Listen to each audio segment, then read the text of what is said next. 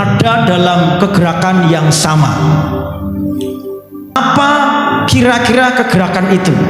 Karena kita harus tahu berada dalam kegerakan yang sama. Nah, terus kegerakannya apa, Pak? Belas kasihan terhadap jiwa-jiwa. Katakan dengan saya, belas kasihan terhadap jiwa-jiwa. Nah, ayatnya kita baca ya. 1, 2, 3.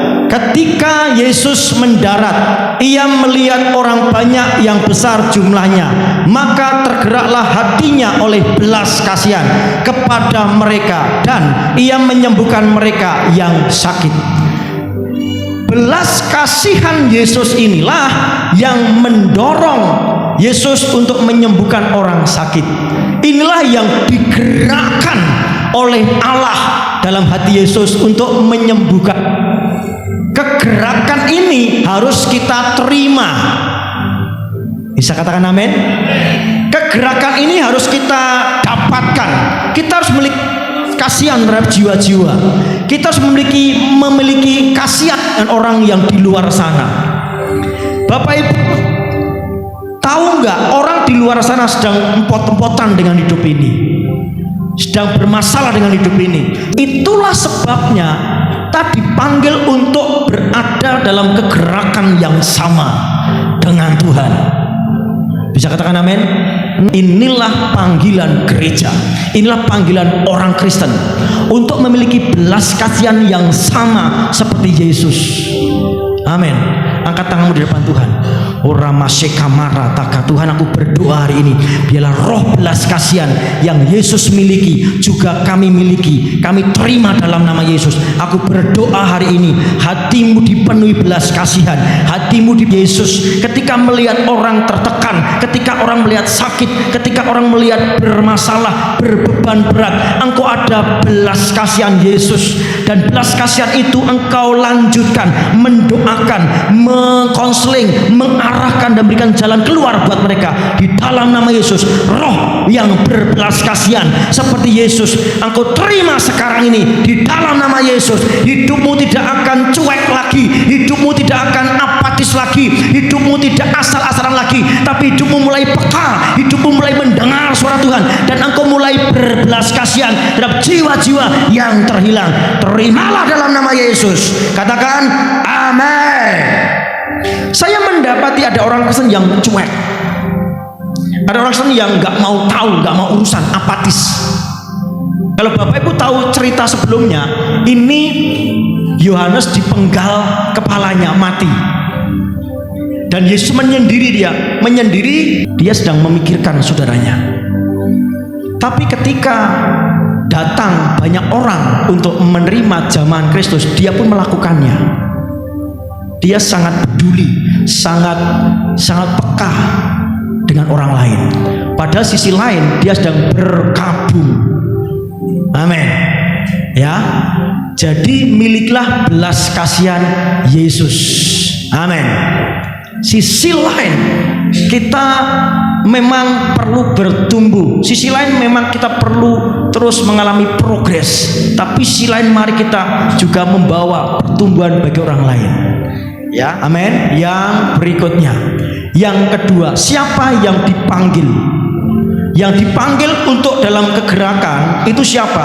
Kita, murid-muridnya, kita, gerejanya. Bapak, Ibu, dan saya dipanggil untuk masuk dalam kegerakan sama seperti Yesus. Amin. Mari kita masuk dalam kegerakan. Ya, kita baca 1, 2, 3. Tetapi Yesus berkata kepada mereka, tidak perlu mereka pergi, kamu harus memberi mereka makan. Setelah mereka ketemu dengan Yesus dan Yesus berkhotbah. Nah, setelah berkhotbah mereka sampai larut, dan murid berkata pada Yesus, Yesus, ini sudah malam, mereka pasti lapar. Biarlah mereka pergi ke desa-desa, ke kampung-kampung untuk beli makan. Apa kata Yesus? Kamu harus memberi makan. Yang memberi makan bukan lagi orang lain, tapi Tuhan perintahkan kamu harus memberi mereka makan. Murid-murid harus memberi makan. Siapa yang peka, siapa yang menangkap panggilan itu sudah bagus tuh. Ini kelaparan mereka Yesus. Ya udah, kalau kelaparan kasih makan dong. Bener enggak? Ini namanya kepekaan dilanjutkan dengan apa? Tindakan. Peka bagus, peka baik, tapi harus ditindaklanjuti dengan apa? Perbuatan. Nah, mereka peka.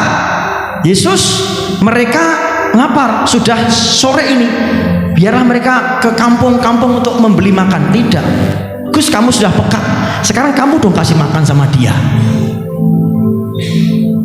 Amin. Kita peka bagus, tetapi harus ada tindak lanjutnya. Kamu dong harus kasih makan. Pak Pendeta, kok gentengnya bocor? Kamu dong yang membetulkan. Betul enggak? Amin. Pak Pendeta, kok ini sepertinya nggak beres? Beres sih dong. Bener? Karena kita satu tubuh. Kamu harus memberi mereka makan. Jangan peka doang. Puji Tuhan, Tuhan berikan kepekaan kepada kita. Tapi kita harus minta Tuhan, kalau Tuhan berikan kepekaan kepada saya, bagaimana Tuhan untuk membenahi gereja ini? Bisa katakan amin?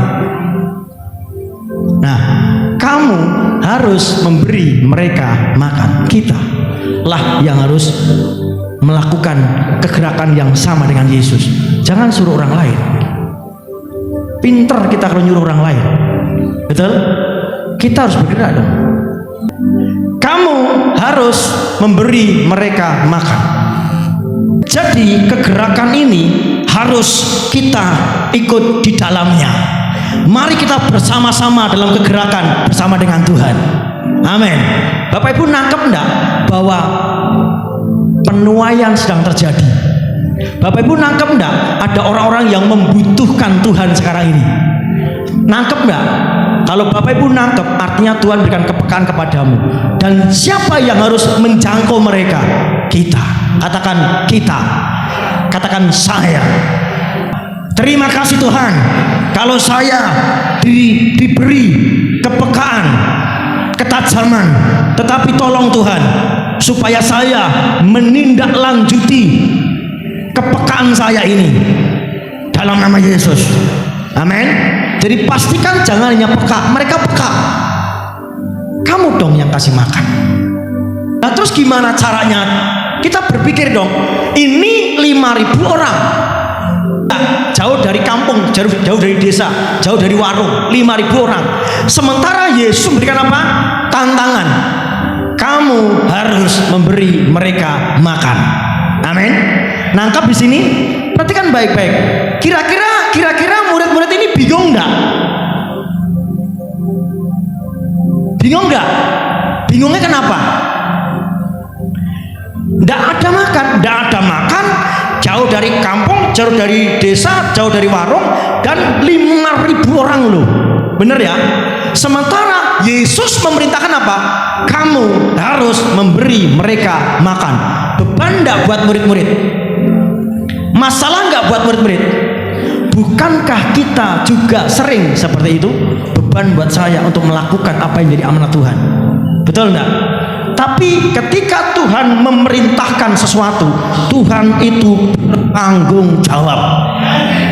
Jangan menyerah. Jangan pesimis dulu. Acap kali ketika kita mendengar panggilan Tuhan, kita pesimis dulu. Acap kali kita menerima perintah Tuhan, kita pikirannya itu ruwet dulu. Wah, nggak mungkin ini. Ini susah ini. Pokoknya nggak mungkin ini. Kita mendahulukan pikiran yang ruwet dulu. Mari kita belajar dari firman ini. Kita ada panggilan dari Tuhan. Untuk apa? Untuk kasih makan bagi orang di luar sana.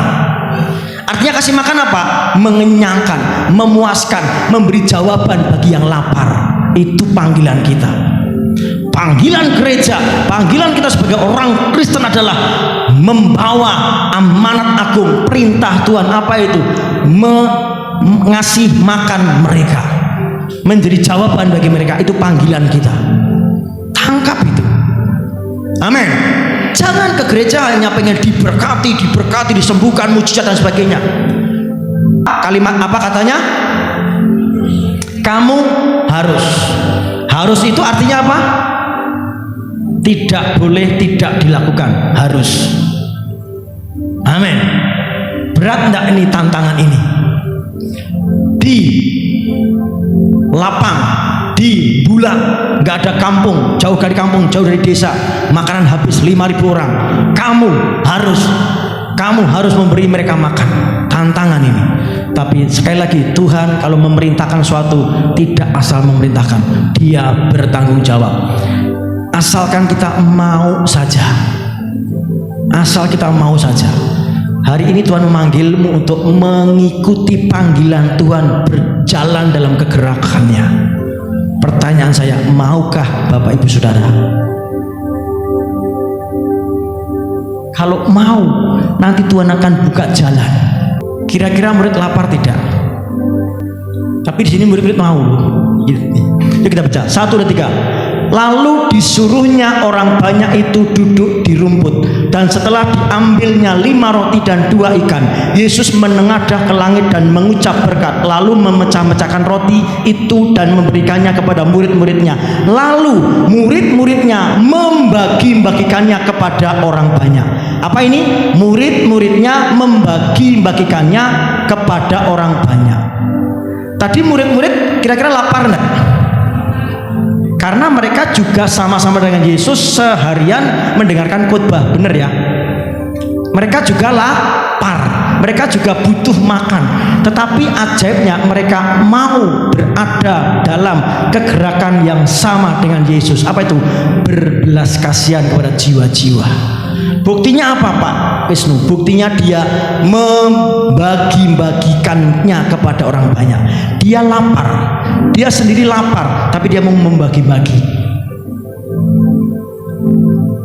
Tugas kita tidak mencari bahan, kita hanya melakukan aja apa yang Tuhan perintahkan, bagi-bagi aja. Nah terus bahannya di mana Pak? Nanti ada ceritanya. Tetapi terkadang kita ini ruwet dulu dengan bahan. Nah terus gimana Pak caranya Pak? Nah 5.000 orang nih. Kita ruwet dulu, kita pesimis dulu, kita sudah blunder dulu dengan masalah itu. Ya gimana ya Pak? Nanti engkau get. Kita belum melakukan, kita belum taat, tapi sudah banyak pertanyaan yang mengganggu pikiran kita. Betul enggak? Mari kita mulai singkirkan itu blunder, itu pikiran-pikiran yang ruwet. Tuhan terlalu mudah untuk memberkati kita, tetapi berkat itu tidak sampai di kita. Kita sendiri yang pikiran kita ruwet. Hidup kita itu hanya ditentukan oleh firman. Bisa katakan amin? Nah tapi kenapa firman gak terjadi atas kita? Padahal ditentukan oleh firman loh. Kenapa? Pikiran kita yang tidak nyambung, connect, percaya dengan firman. Kalau firman tentang mati masuk surga, kita 100% percaya. Tapi giliran iman menghadapi hidup ini, kita sama sekali gak punya kepercayaan. Mari bangun kepercayaan kita, bangun dasar kepercayaan kita. Amin. Bangun dasar kepercayaan kita. Mereka ngerti bagaimana datangnya, ya. Mereka hanya melakukannya saja. Lalu murid-murid membagi-bagikannya kepada orang banyak. Jadi ketika kita diberkati Tuhan, tujuannya supaya kita memberkati orang lain. Jadi jangan ketika Tuhan memberkati kita berhenti di kita. Mereka lapar enggak? Murid-murid ini lapar enggak? Butuh makan enggak? Tapi dia nahan lapar enggak? Pertanyaan saya, ketika engkau butuh dan engkau diberkati Tuhan, dan Tuhan ngomong ini untuk yang lain dulu, kira-kira Bapak Ibu berani enggak mengutamakan yang lain daripada butuhmu sendiri? Murid butuh makan, sementara 5.000 orang butuh makan. Murid-murid makan, dia memberikan kepada 5.000 orang itu. Memberi 5.000 orang. Artinya apa? Dia berkat makan sendiri. Tapi atas perintah Tuhan dia berikan kepada orang lain. Loh, gimana Pak? Ini kesempatan ya Pak. Aku diberkati ya Pak. Aku diberkati kapan lagi ya Pak? Tidak begitu cara berpikir kita. Amin. Mari kita memiliki sebuah sebuah dasar keyakinan. Katakan dengan saya, dasar keyakinan. Nah, dasar keyakinan ini penting buat kita Bapak Ibu. Kalau hari ini kau punya kebutuhan dan kebutuhanmu belum terpenuhi, terus sementara Tuhan memberkatimu dan Tuhan perintahkan untuk berkat itu kasih kepada orang lain, apa yang Bapak Ibu lakukan? Apa yang Bapak Ibu lakukan? Mikir. Terima kasih buat kejujurannya. Tapi hari ini jangan mikir lagi. Hari ini ambil keputusan, beri kalau memang harus keberi. Murid-murid memang dia lapar, tetapi 5.000 orang lebih membutuhkan. Jadilah murid-murid yang bukan sekedar peka. Jadilah murid-murid yang bukan sekedar tanggap. Aku tanggap Pak. Ya tapi harus ada lanjutannya. Kamu yang harus memberi mereka makan. Amin. Peka bagus, tanggap penting, peka bagus, tapi lebih daripada itu ketaatan itu lebih keren. Bilang sama saya, tanggap bagus, tetapi taat lebih keren. Amin. Karena ada orang yang peka, yang tanggap tapi tidak melakukan apa yang Tuhan suruh itu. Nah, ini sudah jelas kamu harus memberi mereka makan. Dan murid-murid melakukannya. Padahal murid-murid sendiri lapar. Inilah orang yang berada dalam kegerakan. Inilah orang yang mau bersama-sama dalam kegerakan Tuhan, berbelas kasihan. Amin. Mari kita belajar berada di panggilan Tuhan, berada dalam kegerakan Tuhan, berbelas kasihan. 5 roti dan 2 ikan dari mana sesungguhnya? Dari anak kecil. Itu tadi yang saya singgung. Murid-murid tidak usah perlu tahu dari mana untuk kasih makan 5.000 orang itu. Tuhan dengan cara ajaib akan menyediakan cara untuk kita hidup dalam ketaatan. Tidak usah pikir Bapak Ibu, lah terus bagaimana cara mentaatinya? Tidak usah dipikir. Mereka hanya melakukan saja. Kamu harus memberi mereka makan. Mereka kasih makan. Tidak tahu bagaimana caranya, itu bukan urusanku. Amin Bapak Ibu. Ketika engkau mendengar firman Tuhan, lakukan saja. Bisa katakan amin? Ketika engkau mendengar firman Tuhan, lakukan saja. Jangan berpikir bagaimana caranya, itu urusan Tuhan. Mendoakan orang tidak sembuh-sembuh malah mati, tidak apa-apa. Amin. Itu urusan Tuhan, bukan urusan kita. Nanti kita malu dong. Kata siapa malu? Tuhan yang malu. Malu. Kenapa kita malu? Tuhan yang malu, dan Tuhan tidak pernah mempermalukan dirinya. Bisa katakan amin? Jadi beranilah melayani, beranilah mendoakan, beranilah kita tumpang tangan buat orang lain. Amin. Ayo bergerak, ayo mulai bergerak. Bilang sama sebelahmu, ayo kita bergerak. Ayo kita bergerak. Jangan sibuk dengan pikiran kita sendiri. Murid tidak mengurusi perutnya sendiri. Dia mulai bergerak, memberi dan memberi. Amin. Sorry saya harus ngomong gini, terlalu banyak orang Kristen sibuk dengan perutnya sendiri, nggak ngurusi perut orang lain. Mari kita belajar dari murid-murid, dan mari kita belajar dari anak-anak ini. Kira-kira anak ini lapar tidak? Tapi dia memberikan 5 roti dan 2 ikan. Nangis saya mendengar ini. Kira-kira anak ini lapar enggak? Tapi dia kasih 5 roti dan 2 ikan. Yesus, Ini 5 roti dan 2 ikan. Aku punya cuman ini dari mama, supaya aku makan nanti. Loh, yang lainnya mana nak? Aku nggak punya lagi.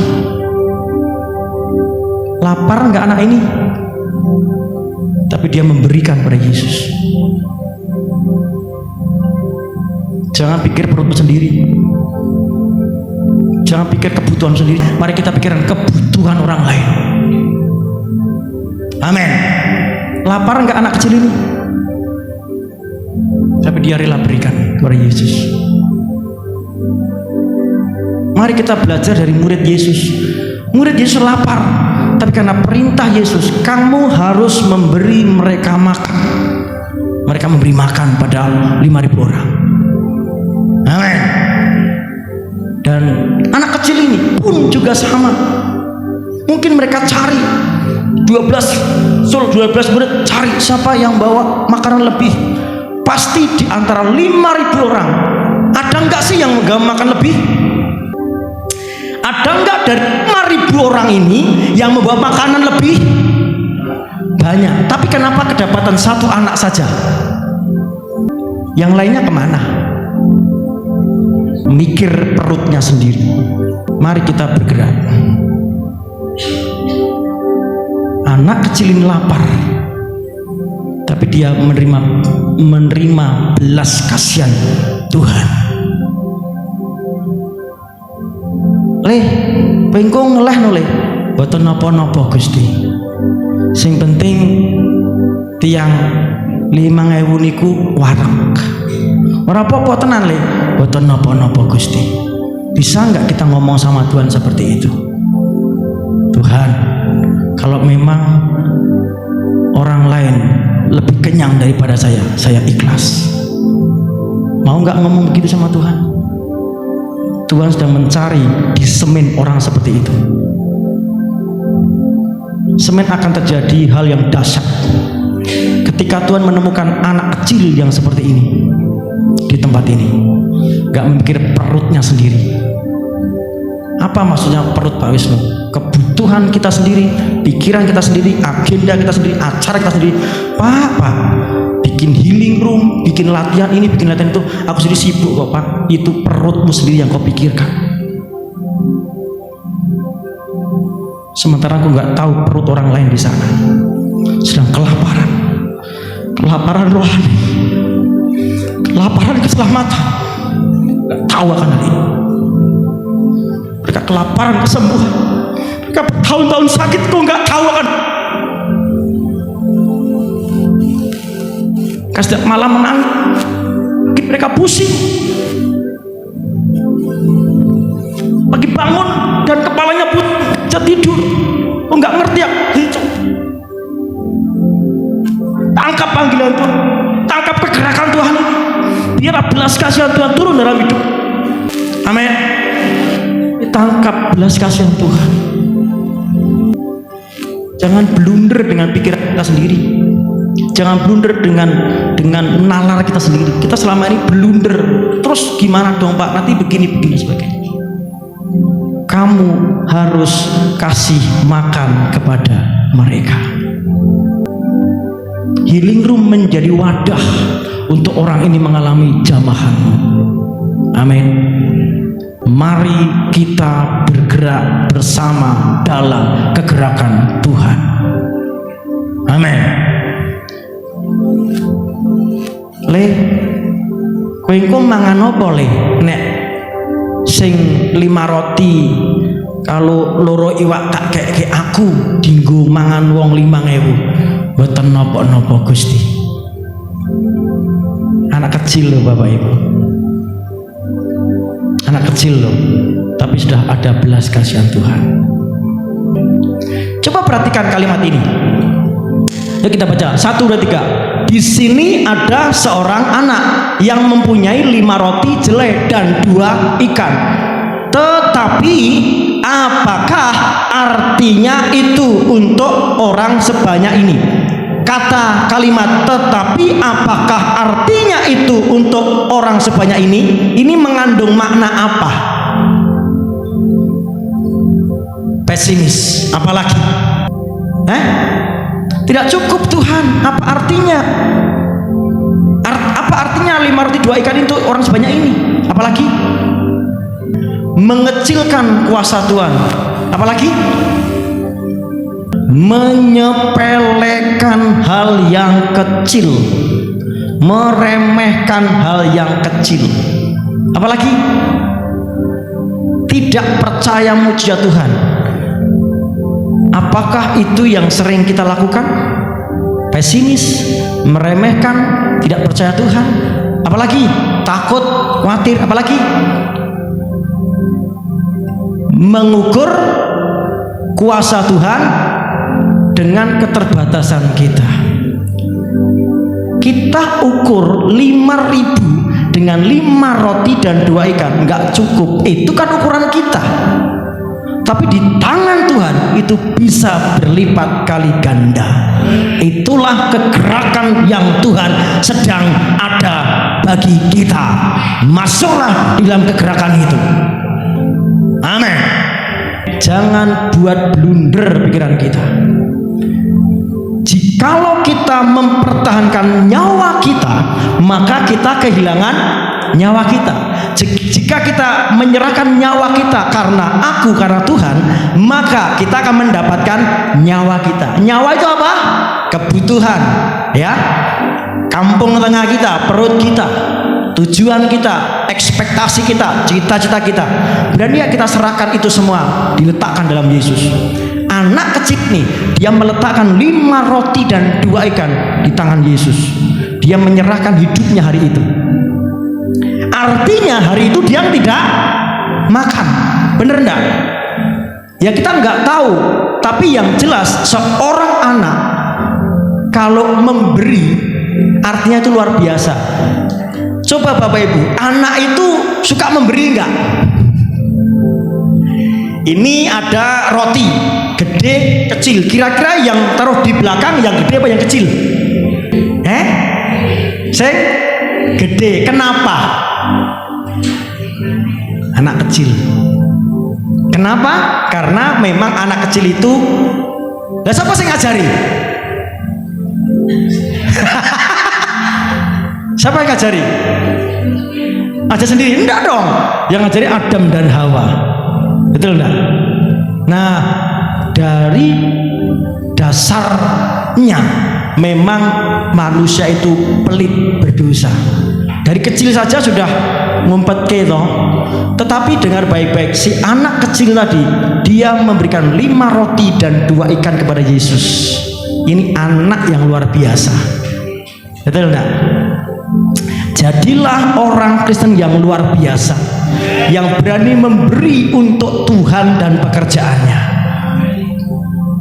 Di sini ada seorang anak yang mempunyai 5 roti, jelai dan 2 ikan. Tetapi apakah artinya itu untuk orang sebanyak itu? Kemarin minggu saya singgung tentang nyinyir. Jadi orang nyinyir itu merendahkan. Lah ini tuh apa ini? Lele. Wong sing ngarep dikai makman milih mangai wong, kowe mau nggawa 5 roti dan 2 ikan, gua apa lele? Ngeremehkan toh? Nyinyir bukan? Acap kali kita dinyinyirin orang bukan? Ketika kita sungguh-sungguh sama Tuhan, ketika kita mulai bergerak dalam dimensi, ketika kita mulai bergerak dalam kegerakan ini, ada enggak orang yang nyinyir sama kita? Ada enggak? Terus kita maju atau tidak? Ya sudah ini. Maju aja. Nah, kasihan loh ini seorang anak ini. Kasihan loh, sudah anak kecil, sudah rela berkorban, sudah taruhlah dia sudah makan siang untuk makan sore, tapi dia kasih kepada Yesus. Kasih, sudah begitu direndahkan lagi. Sorry saya harus berkata, terkadang itulah orang Kristen yang ngakunya lama Kristen tapi merendahkan orang Kristen yang baru. Ngakunya Kristen wis tua, sudah dewasa ke Kristenan, tapi merendahkan orang yang baru. Orang Kristen yang baru dipakai Tuhan itu. Nah terkadang paling nanti ya 2 hari nggak gitu lagi, merendahkan itu. Murid-murid sudah bagus peka. Murid-murid sudah bagus memiliki ketajaman rohani. Tetapi sayang dia berhenti di pikirannya sendiri. Berhenti di nalarnya sendiri, di logikanya sendiri, di matematikanya sendiri. 5.000 orang, 5 roti, 2 ikan. Nah cukup. Bener enggak? Ini main apa sih sesungguhnya? Main logika, main pikiran, matematika, bener enggak? Kenapa kita peka? Aku tahu Pak, aku disuruh Tuhan untuk ini. Aku tahu Pak, disuruh Tuhan untuk itu. Tapi kenapa enggak maju? Kenapa enggak melakukannya? Pikiran kita yang main matematika, bener enggak? Berhenti main logika dengan Tuhan. Tuhan nggak bisa kita masukkan logika kita. Tuhan terlalu besar, betul? Nggak mungkin masuk ke otak kita, nggak mungkin. Kita percaya saja. Yuk kita baca 1, 2, 3. Lalu Yesus berkata kepada murid-muridnya, setiap orang yang mau ikut aku, ia harus menyangkal dirinya, memikul salibnya, dan mengikut aku. Murid-murid dan anak ini menyangkal diri. Menyangkal diri bagaimana? Dia lapar, mereka lapar, tapi mereka mengutamakan orang lain supaya orang lain kenyang lebih dulu. Benar? Benar Bapak Ibu? Inilah menyangkal diri.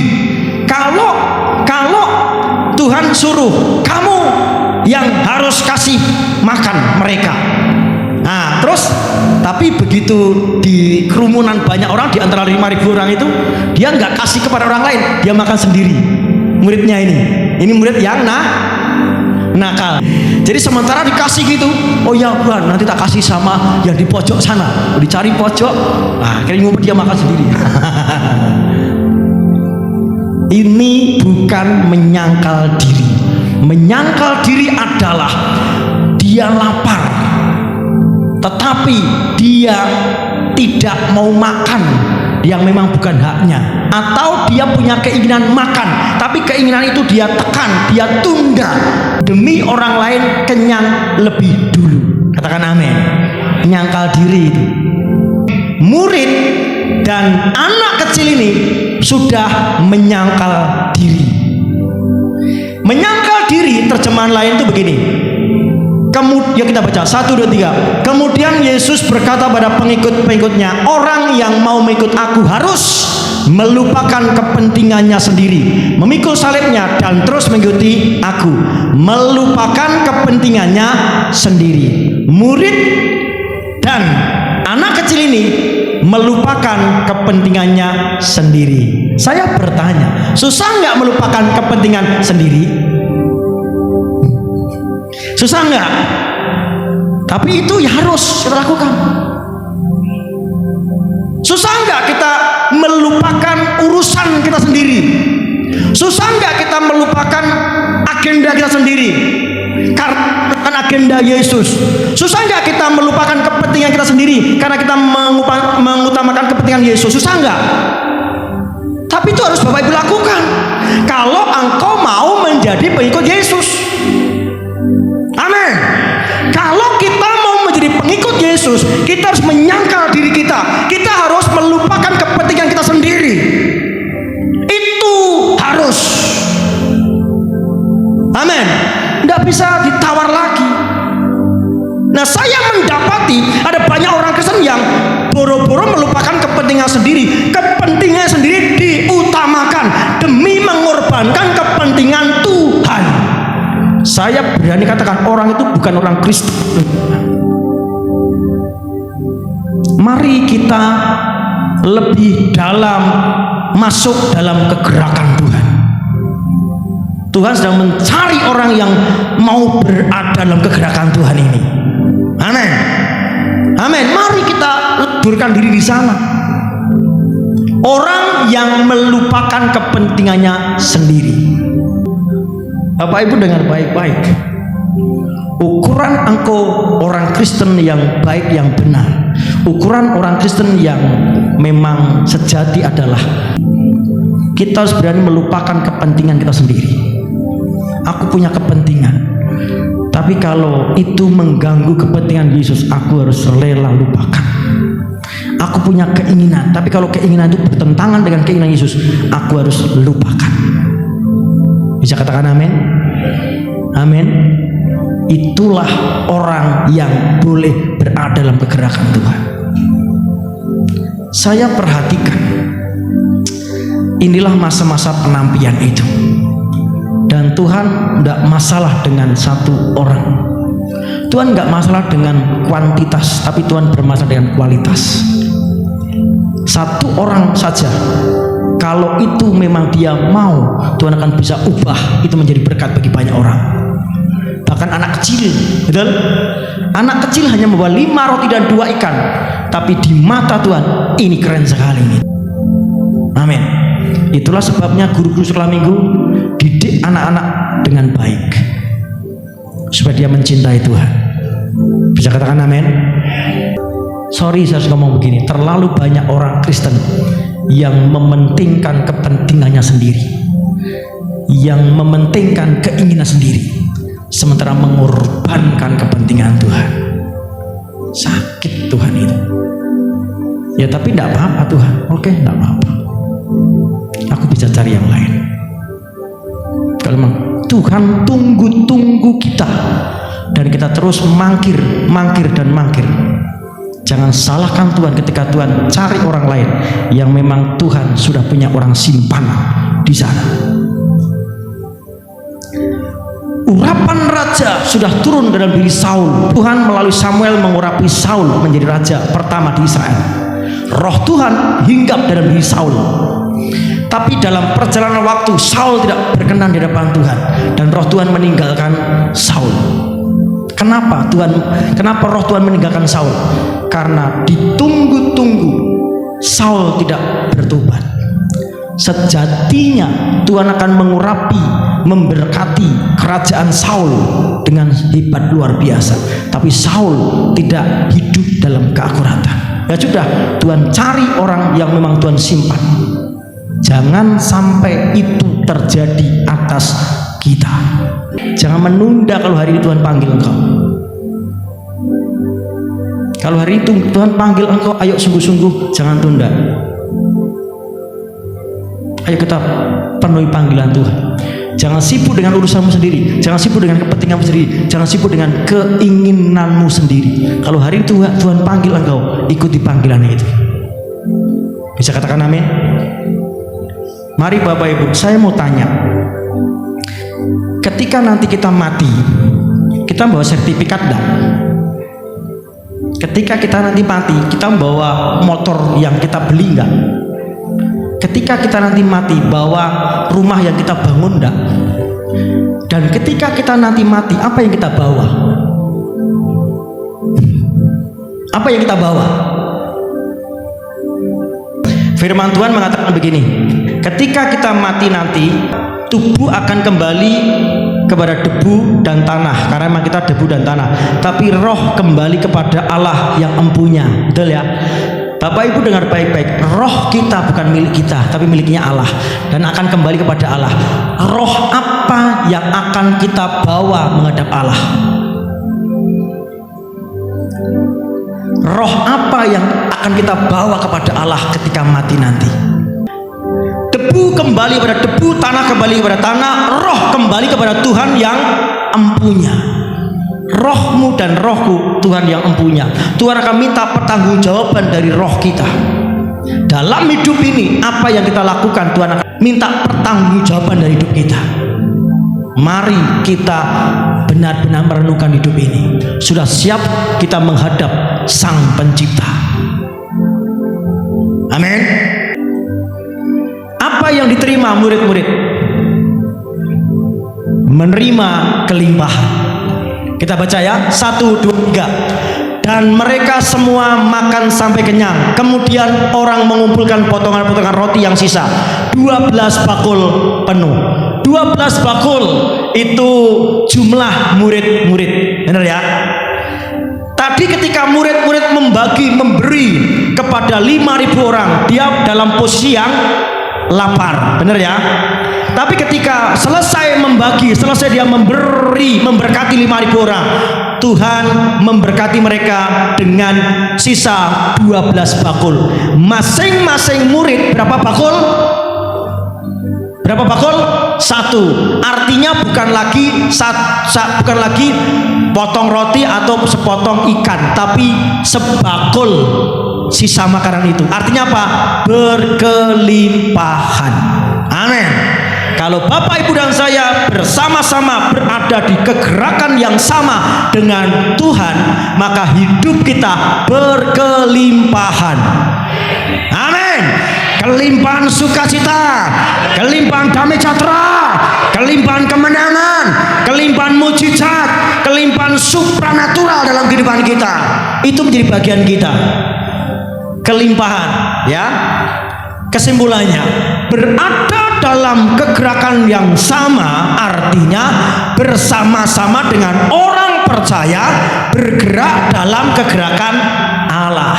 Mari kita bersama-sama orang percaya ini untuk berada dalam kegerakan Allah. Jangan bergerak sendiri-sendiri. Jangan bergerak menurut pendapat, pandangan, ide kita sendiri-sendiri. Mari kita bergerak dalam kegerakan Allah. Berbelas kasihan pada jiwa-jiwa yang terbelah.